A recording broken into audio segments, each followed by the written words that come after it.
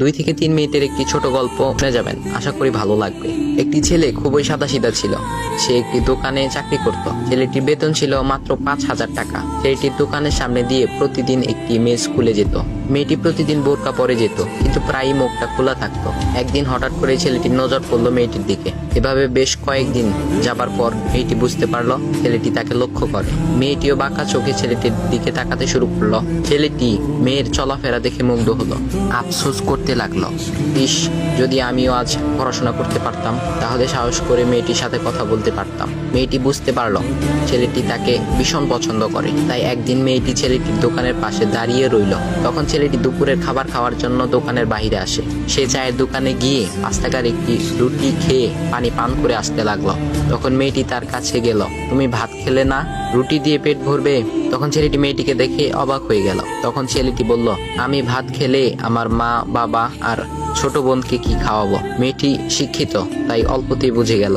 সে হাত ধরে বলতে লাগলো, তাহলে তুমি যে আমাকে পছন্দ করো, আমাকে কি খাওয়াবে? তখন ছেলেটি বলল, আমি তো তোমাকে আপন করে পাওয়ার জন্য দেখি না, কারণ সে যোগ্যতা আমার নেই। তবে এটা সত্যি যে তোমাকে দেখলে আমার খুব ভালো লাগে, তাই দেখি।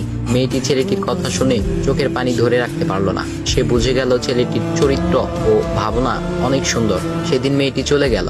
বাসায় গিয়ে রাত্রিবেলা মেয়েটি অসুস্থ হয়ে পড়ল। পরে তাকে ডাক্তারের কাছে নিয়ে আসা হলো। বলা হলো মেয়েটার 2টি কিডনি নষ্ট হয়ে গেছে।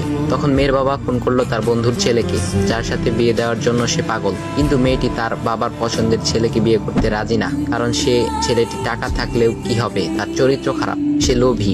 এদিকে মেয়েটির কোনো লোভ ছিল না। যাই হোক, হবু জামাই আসার পর তাকে সব খুলে বলল, তোমার থেকে একটি কিডনি খুলে আমার মেয়েকে দাও। তুমি তো বলছো আমার মেয়েকে তুমি অনেক ভালোবাসো, তাকে পেলে তুমি ভালো হয়ে যাবে, তাহলে আজ পরীক্ষা দাও।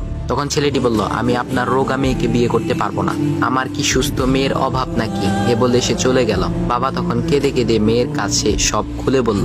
মেয়েটি বলল, বাবা তুমি কেঁদো না, একটা পথ এখনো আছে। আমাদের সামনে মোড়ে বড় একটা দোকান আছে না, তুমি সেখানে যাও।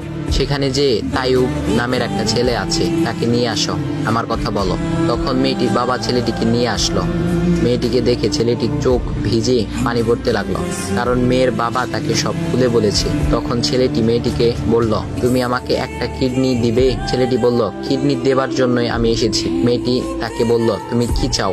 ছেলেটি বলল, তুমি সুস্থ হয়ে আমার দোকানের সামনে দিয়ে যাবে, আর দূর থেকে আমি তাকিয়ে দেখবো, এই অনুমতিটুকু চাই। কথা শুনে মেয়েটিও ও তার বাবা তাদের চোখের পানি ধরে রাখতে পারলো না। অবশেষে মেয়েটি বিছানা থেকে উঠে ছেলেটির 2 পা জড়িয়ে ধরে বলল, এই জীবনে তোমার থেকে আমাকে মৃত্যু ছাড়া আর কেউ আলাদা করতে পারবে না। তারপর মেয়েটি বলল, আমার কোনো কিডনি নষ্ট হয়নি, এসব ছিল আমার সাজানো নাটক, আমি যা ভেবেছিলাম তাই হয়েছে। তোমাকে দেখে বুঝেছিলাম